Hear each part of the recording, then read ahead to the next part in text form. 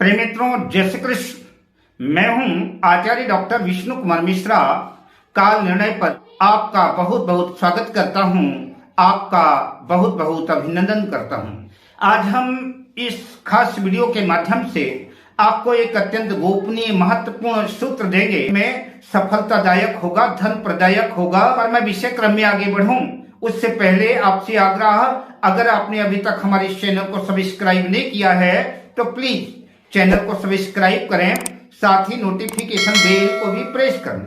अगर आप अपनी या अपनों की जन्म कुंडली का बृहद प्रेडिक्शन कराना चाहते हैं, विश्लेषण कराना चाहते हैं, किसी भी किस्म का ज्योतिषीय परामर्श चाहते हैं, तो आप स्क्रीन पर फ्लैश हो रहे हमारे नंबरों पर हमसे संपर्क कर सकते हैं। जन्म कुंडली के यह केंद्र भाव, यह पहला भाव, जन्म कुंडली का यह चौथा भाव, जन्म कुंडली का यह सप्तम भाव, जन्म कुंडली का यह दशम भाव, ये केंद्र भाव कहलाते हैं। इनके स्वामियों को केंद्रेश कहते हैं। और जन्म कुंडली का पहला भाव लग्न भाव, जन्म कुंडली का पंचम भाव और जन्म कुंडली का नवम भाव, इन्हें त्रिकोण भाव कहते हैं। त्रिकोण भाव के स्वामियों को त्रिकोणेश भी कहते हैं। केंद्र या त्रिकोण भाव पर अगर अच्छे ग्रह है, अपनी स्वराशि के ग्रह है, बलवान ग्रह है, उच्च राशि में है, स्वराशि में है, तो यह निश्चित रूप से किसी भी व्यक्ति के जीवन के सफलता के लिए श्रेष्ठतम बिंदु है, श्रेष्ठतम स्थिति है। इन भाव के स्वामी अपनी राशि या स्वराशि में है तो निश्चित रूप से ऐसा जातक जो है धनवान होगा, गुणवान होगा, यशस्वी होगा। उसके जीवन में लगभग हर क्षेत्र में सफलता प्राप्त होगी। केंद्रेशों का और त्रिकोणेशों का लग्नेश और चंद्र राशि से संबंध स्थापित करना निश्चय ही परम सौभाग्यशाली माना जाता है।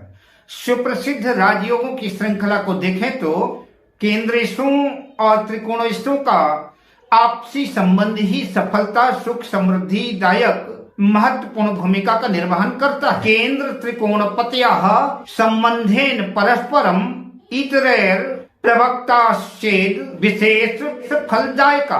केंद्र और त्रिकोण के शुभ अधिपतियों का मिलन शुभ संबंध, सुख, समृद्धि, सफलतादायक माना जाता है। इनके शुभ संबंध ऐश्वर्य, सुख, समृद्धि, सफलता, आयु, शिक्षा, पदवी, निर्विघ्नता, सुख समृद्धि की वृद्धि का संकेत देते हैं।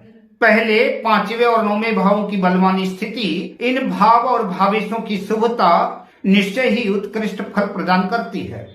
और इन भावों की निसहायता, निर्बलता, पाप ग्रहों का प्रभाव, नीच ग्रहों का प्रभाव, इन पर कुदृष्टि, इनके स्वामियों का अस्त होना, कमजोर होना, निराशाजनक अशुभता का ही संकेत देता है।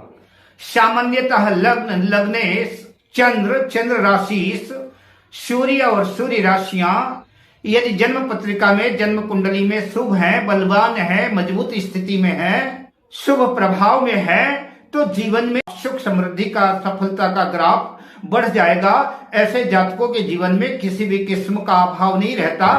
अब मैं आपसे लेता हूं विदा, शुभकामनाओं के साथ। जय श्री कृष्ण।